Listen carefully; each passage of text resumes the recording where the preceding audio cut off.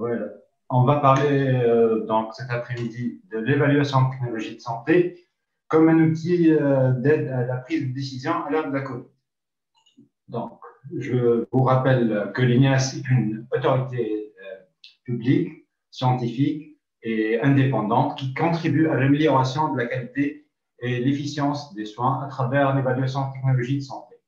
Et euh, elle se base sur la médecine factuelle.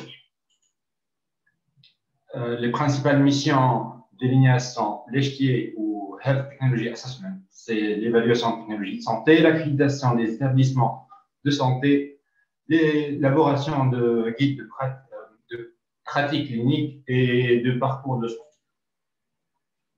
Donc, je vous rappelle que l'HTA, c'est un processus multidisciplinaire utilisant une méthodologie bien explicite dont le but est de déterminer la valeur d'une technologie, quelle que soit la phase de son cycle de vie. Et le but ultime, c'est d'informer la prise de décision pour promouvoir un service de santé de qualité, équitable et efficient. Ceci passe par dans le but de faciliter la prise de décision. OK, donc pourquoi la HTA est-elle importante, particulièrement dans ce contexte de pandémie, puisque les ressources sont limitées et doivent être allouées de manière appropriée. L'HTA oriente les décisions en faveur des technologies de santé les plus utiles, les plus coût-efficaces et dans lesquelles il faudrait investir. Les particularités d'un processus HTA dans le contexte COVID part du principe que les demandes sont urgentes. Donc, il faut répondre rapidement aux demandes des parties prenantes tout en respectant une rigueur méthodologique.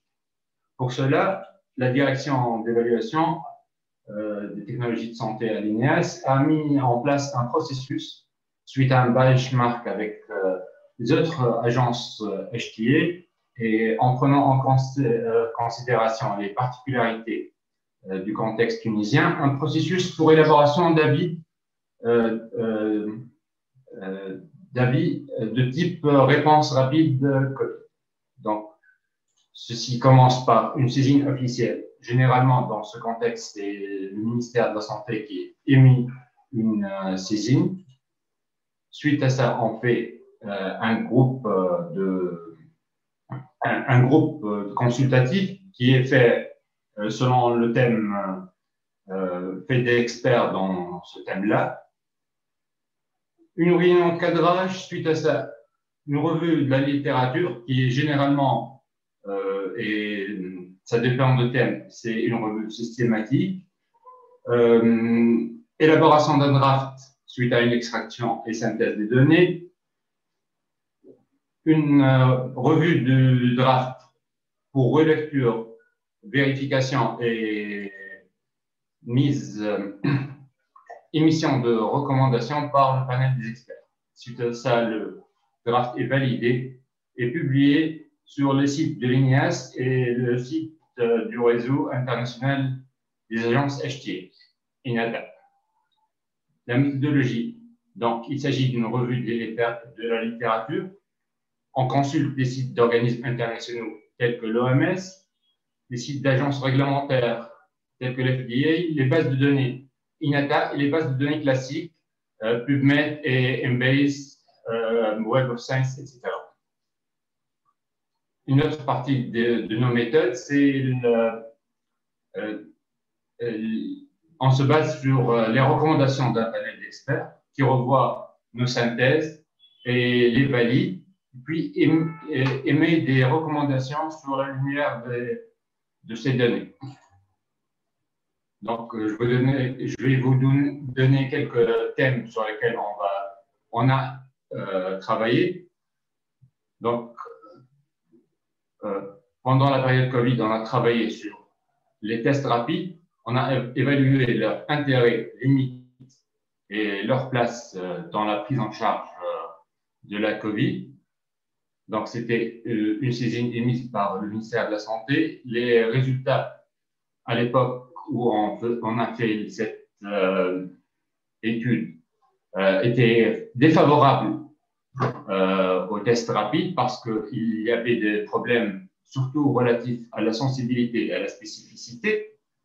Donc, le panel des experts avait conclu que leur utilisation était réservée à la recherche.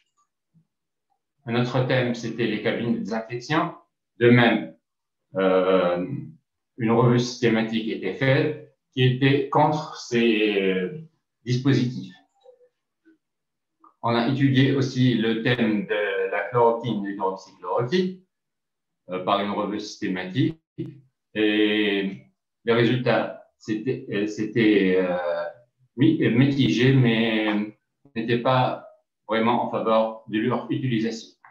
Et finalement, on a fait une étude sur l'intérêt et les populations à prioriser lors de la vaccination de la grippe cette saison. On a traité les questions de l'intérêt, donc, et